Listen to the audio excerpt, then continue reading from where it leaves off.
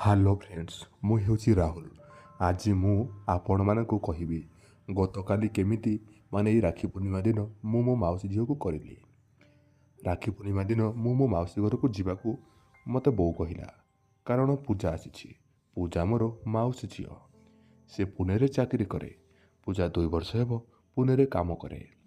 ସେ ଘରକୁ ପ୍ରଥମ ଥର ପାଇଁ ଆସିଛି। ଯେବେଠୁ ସେ ପୁନେ ଯାଇଛି, ମାଉସୀ ଘରେ କେହି ପୁଅ ନାହିଁ, କେବଳ ପୂଜା ହିଁ ଗୋଟିଏ। ଆଉ ମାଉସୀ ଆଉ ମଉସା ସେମାନେ ମୋତେ ତାଙ୍କ ନିଜ ପୁଅ ପରିକା ଦେଖନ୍ତି, କାରଣ ତାଙ୍କର କେହି ପୁଅ ନାହାନ୍ତି। ଏବେ ମୁଁ କାହାଣୀକୁ ଆସୁଛି। ଆମ ଘରଠୁ ମାଉସୀର ଘର ପ୍ରାୟ 20 କିଲୋମିଟର। ମୁଁ ମୋ ବାଇକ୍ରେ ଗଲି। ଘରେ ସମସ୍ତେ ଥିଲେ।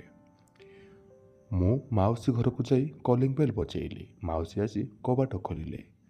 ମୁଁ ମାଉସୀଙ୍କୁ ନମସ୍କାର କଲି ଆଉ ଘର ଭିତରକୁ ଗଲି। ମାଉସୀ ଶୋଇବା ଘରେ ଶୋଇଥିଲେ। ସେଠାକୁ ଯାଇ ମଉସା ଶୋଇଥିଲେ। ସେଠାକୁ ଯାଇ ମୁଁ ମଉସାକୁ ନମସ୍କାର କଲି ଆଉ ପଚାରିଲି ପୂଜା କାହିଁ। ମଉସା କହିଲେ କି ସେ ତା ଶୋଇବା ଘରେ ଅଛି। ମୋ ପୂଜାକୁ 2 ବର୍ଷ ହେଲା ଦେଖିନଥିଲି। ସେଥିପାଇଁ ମୁଁ ବହୁତ ବ୍ୟାକୁଳ ହେଉଥିଲି, କାରଣ ତାର ମୋର ବହୁତ ଜମେ। ମୁଁ ତା ରୁମ୍ ପାଖକୁ ଗଲି। ମୁଁ ଦେଖିଲି ସେ କାହା ସାଥିରେ ଫୋନ୍ରେ କଥା ହେଉଛି। ମୁଁ ନ ଜାଣିଲା ପରିକା ତା ପଛପଟେ ଯାଇ ତା ଆଖିକୁ ଭିଡ଼ି ଧରିଲି। ସେ ଡରିଗଲା କିଏ ବୋଲି। ସେ ମୋ ହାତକୁ ତା ଆଖିରୁ ବାହାର କରିବାକୁ ଚେଷ୍ଟା କରୁଥିଲା, କିନ୍ତୁ ପାରିଲାନି, କାରଣ ମୁଁ ଜୋରସେ ଧରିଥିଲି। ସେ ଯେତେ ଚେଷ୍ଟା କରୁଥିଲା, ମୁଁ ସେତେ ତାକୁ ପଛପଟୁ ଜାବୁଡ଼ିକି ଧରୁଥିଲି। ଅଚାନକ ମୁଁ କିଛି ଅନୁଭବ କଲି କି ମୋର ବାଡ଼ି ଠିଆ ହେଉଛି। ମୁଁ ଦେଖିଲା ବେଳକୁ ମୋର ବାଡ଼ି ପୂଜାର ପଛ ଭାଗରେ ଚିପି ହୋଇକି ଅଛି। ପୂଜା ପ୍ରତି ମୋର ସେମିତି କିଛି ଖରାପ ଚିନ୍ତା ନଥିଲା, ଯେହେତୁ ଆଜି ମୋର ପ୍ରଥମ ଥର ପାଇଁ ତା ପ୍ରତି ଖରାପ ଭାବନା ଆସିଲା। କିନ୍ତୁ ମୋତେ ଭଲ ଲାଗୁଥିବାରୁ ତାକୁ ମୁଁ ଆହୁରି ଜୋରସେ ଜାବୁଡ଼ି ଧରିଲି। ତାର ବାଳର ବାସ୍ନା ବହୁତ ଭଲ ଲାଗୁଥିଲା। ଆଜି ସେ ଡବ୍ ସାମ୍ପୁରେ ମୁଣ୍ଡ ଧୋଇଛି, କାରଣ ଡବ୍ର ବାସ୍ନା ଆସୁଥିଲା ତାର ବାଳ ପଛପଟୁ। ସେ ଜାଣିପାରିଲା ବୋଧେ କି ମୋର ବାଡ଼ି ତା ପଛକୁ ବାଜୁଛି ବୋଲି। ସେ ଜୋରସେ ପୁରା ଚିଲେଇ ଉଠିଲା। ମାଉସୀ ଦୌଡ଼ିକି ଚାଲି ଆସିଲେ ଆଉ ବାହାରୁ ହିଁ କହିବାକୁ ଲାଗିଲେ କି କ'ଣ ହେଲା ବୋଲି। ମୁଁ ଜାଣିଦେଲି କି ମାଉସୀ ଆସିବେ, ତେଣୁ ମୁଁ ତୁରନ୍ତ ଛାଡ଼ିଦେଲି। ସେ ଯେମିତି ଆଗ ପଟୁ ବୁଲି ମୋତେ ଚାହିଁଛି, ମୋତେ ଦେଖି ସେ ପୁରା ଚାହିଁକି ରହିଗଲା, କାରଣ ଏହି 2 ବର୍ଷ ଭିତରେ ମୁଁ ବହୁତ ଚେଞ୍ଜ ହୋଇଯାଇଛି। ମୁଁ ଜିମ୍ ଯାଇକି ବଡି ବନେଇଛି। ସେ ବହୁତ ଖୁସି ହୋଇଗଲା ଆଉ କହିଲା, ରାହୁଲ ତୁ? ମୁଁ ତ ଜମା ବିଶ୍ୱାସ କରିପାରୁନି ତୁ ବୋଲି କହି ମୋତେ ଜାବୁଡ଼ିକି ଧରିଲା। ମୁଁ ତ ଆଗରୁ ହିଁ ଗରମ ହୋଇକି ଥିଲି, ଯେତେବେଳେ କି ତାକୁ ପଛପଟୁ ଭିଡ଼ି ଧରିଥିଲି। ଯେମିତି ସେ ମୋତେ ଜାବୁଡ଼ି ଧରିଲା, ମୁଁ ତାର ପୁରା ବଡ଼ ବଡ଼ ଛାତିକୁ ଅନୁଭବ କଲି ଆଉ ତାକୁ ଆହୁରି ଜୋରସେ ଜାବୁଡ଼ି ଧରିଲି। ଆଉ ତାକୁ ସେମିତି ଧରି ତା ସାଥିରେ କଥା ହେବାକୁ ଲାଗିଲେ, କାରଣ ସାଙ୍ଗମାନେ ଯଦି ତା ସାଥିରେ କଥା ନ ହୋଇଥାନ୍ତି, ସେ ମୋ ଠାରୁ ଅଲଗା ହୋଇଯାଇଥାନ୍ତା। ତେଣୁକରି ମୁଁ ତାକୁ ସେମିତି ଧରି ତା ସାଥିରେ 1 ମିନିଟ୍ ପର୍ଯ୍ୟନ୍ତ କଥା ହେଲି।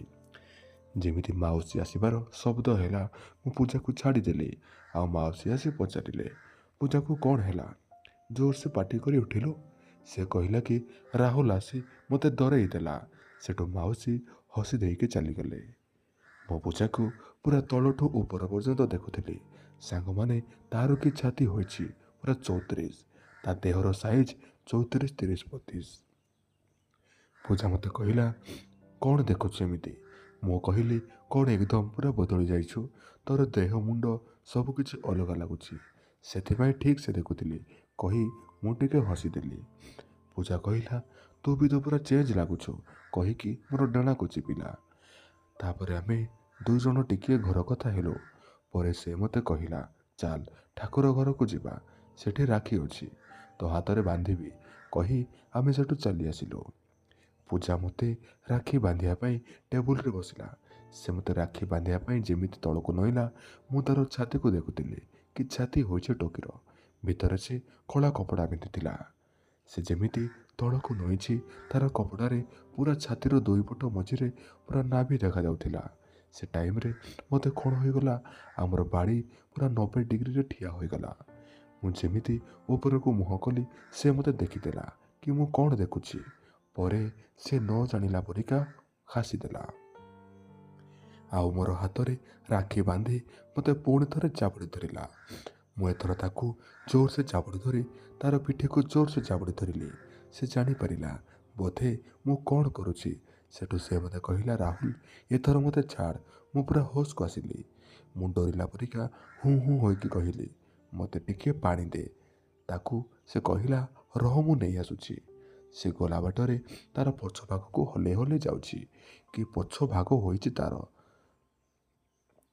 ତାପରେ ସେ ପାଣି ଆଣିଲା ଆଉ ମୋତେ ଦେଲା। ମୁଁ ତାର ଆଗ ପଟୁ ତାର ଛାତିକୁ ଦେଖୁଥିଲି। ସେ ଜାଣି ସାରିଲାଣି। ସେ ମୋତେ କହିଲା, ତୁ ପୁରା ଖରାପ ହୋଇଗଲୁଣି। ମୁଁ କହିଲି, ନା, ତୁ କେମିତି ଜାଣିଲୁ? ପୂଜା କହିଲା, ତୋ ହରକତରୁ। ମୁଁ କହିଲି, କି ହରକତ କଲି କି ମୁଁ? ପୂଜା କହିଲା, କହିବି? ମୁଁ କହିଲି, ହଁ କହ। ପୂଜା କହିଲା, ତୁ ମୋର କ'ଣ ଦେଖୁଥିଲୁ ଆଉ ମୋତେ କେମିତି ଚାବୁଡ଼ିକି ଧରୁଥିଲୁ? ମୁଁ କହିଲି, ହଁ, ତୁ ପୁନେରେ ରହି ଏମିତି ସୁନ୍ଦରୀ ହୋଇଯାଇଛୁ ଯେ ଯିଏ ବି ଦେଖିବ ସେ ପୁରା ଗରମ ହୋଇଯିବ।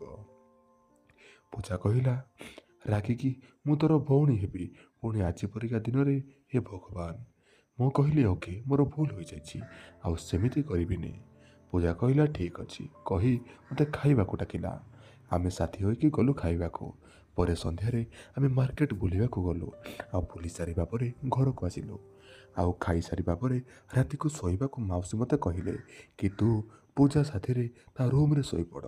ମୁଁ ହଁ କରି ପୂଜା ସାଥିରେ ତା ରୁମ୍କୁ ଗଲି। ସେ ତା ଗାଧୁଆ ଘରକୁ ଯାଇ ତାର କପଡ଼ା ଚେଞ୍ଜ କରି ଆସିଲା ଆଉ ମୋତେ କହିଲା, ମୋର ରାକ୍ଷୀ ପାଉଣା କାହିଁ? ମୁଁ କହିଲି, ମୁଁ ମୋ ବ୍ୟାଗରେ ରଖିଛି, କାଲି ସକାଳୁ ଦେବି। ପୂଜା କହିଲା, ନା, ମୋର ଏବେ ଦରକାର। ମୁଁ କହିଲି, ହଉ, ତୁ ଅପେକ୍ଷା କର, ମୁଁ ଯାଇକି ନେଇ ଆସୁଛି। ତାପରେ ପୂଜା ହସି ଦେଇକି ମୋର ପ୍ୟାରା ରାହୁଲ କହି ମୋର ଦୁଇଟା ଗାଲକୁ ଟିକେ ଚାପୁଡ଼େଇକି କହିଲା, ମୋ ରାହୁଲ ମୋତେ କେତେ ଭଲ ପାଉଛି କହି ମୋତେ ପଚାରିବାକୁ ଲାଗିଲା, ତୋର କିଏ ପ୍ରେମିକା ଅଛି ନା ନାହିଁ? ମୁଁ କହିଲି, ନାରେ, କେହି ବି ପଟୁନାହାନ୍ତି। ପୂଜାକୁ କ'ଣ ଜଣା ଅଛି ଯେ ମୁଁ କେମିତିକା ଖିଲାଡ଼ି? ପୂଜା କହିଲା, ତୁ ଶଳା ସେମିତି ହିଁ ସିଙ୍ଗଲ ମରିବୁ। ମୁଁ କହିଲି, ମୁଁ କ'ଣ କରିବି? କିଏ ବି ପଟୁନି। ତୁ କହିଲୁ, ତୋର ଆଉ ରମେଶ ଭାଇର ରିଲେସନ୍ କେମିତି ଚାଲିଛି? ପୂଜାର ପ୍ରେମିକର ନାଁ ହେଉଛି ରମେଶ। ପୂଜା କହିଲା, ହଁ ସେମିତି, ଆଉ ସେତେ ଠିକ୍ ନାହିଁ। ମୁଁ କହିଲି, ଆଉ କିଏ ନୂଆ ଆସିଲା କି? ପୂଜା ଲାଜରେ କହିଲା, ହଁ ସେମିତି। ମୁଁ କହିଲି, ତୁ କେତେ ଲକି ଯେ ତମେ ସବୁ ଝିଅ ଯେମିତି ଚାହିଁବ ତମ ଇଚ୍ଛାରେ ହିଁ ହେବ, ଆଉ ଆମେ ପୁଅମାନେ କିଛି ନୁହଁ। ପୂଜା ହସି ଦେଇକି କହିଲା, ମୁଁ କିଛି ବୁଝିପାରିଲିନି।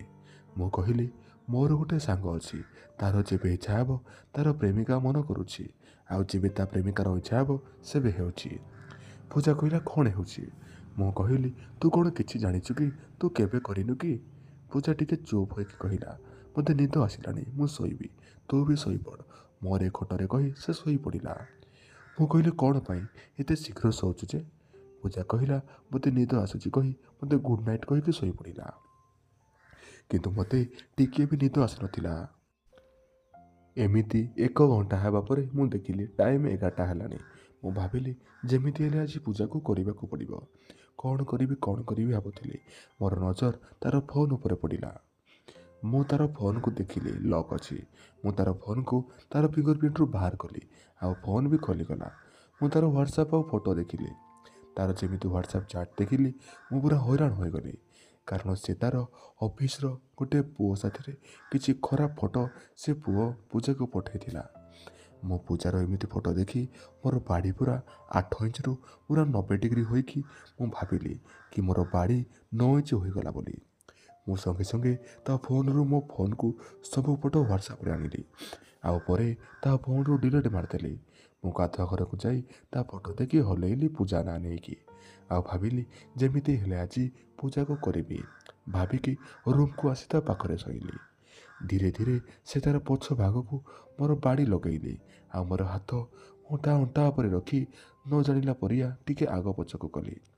ମୁଁ ଯେମିତି ହଲଚଲ ହେଲି ମୁଁ ଡରିଗଲି ଆଉ ତାଠାରୁ ଟିକେ ଅଲଗା ହେଲି। ଏମିତି 15 ମିନିଟ୍ ପରେ ମୁଁ ଭାବିଲି ଯେମିତି ହେଲେ କରିବି, କିନ୍ତୁ ମୁଁ ପୁଣି ଡରିଗଲି। ଯଦି ସେ ମଉସା କିମ୍ବା ମାଉସୀକୁ ଡାକିବ ମୋର କ'ଣ ହେବ କହି 5 ମିନିଟ୍ ଚୁପ୍ ରହିଲି।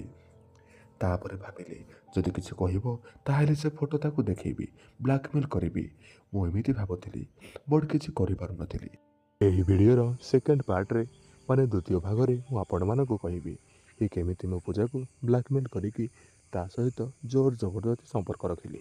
ଏହି ଭିଡ଼ିଓର ସେକେଣ୍ଡ ପାର୍ଟ ଆପଣମାନଙ୍କୁ ଆସନ୍ତା କାଲି ଠିକ୍ ଏହି ସମୟରେ ମାନେ ରାତି 8:15 ଆମ ଚ୍ୟାନେଲ ଓଡ଼ିଆ ଷ୍ଟୋରି ଅଙ୍କିତରେ ମିଳିଯିବ। ତେଣୁ ଚ୍ୟାନେଲକୁ ସବସ୍କ୍ରାଇବ୍ କରି ରଖନ୍ତୁ।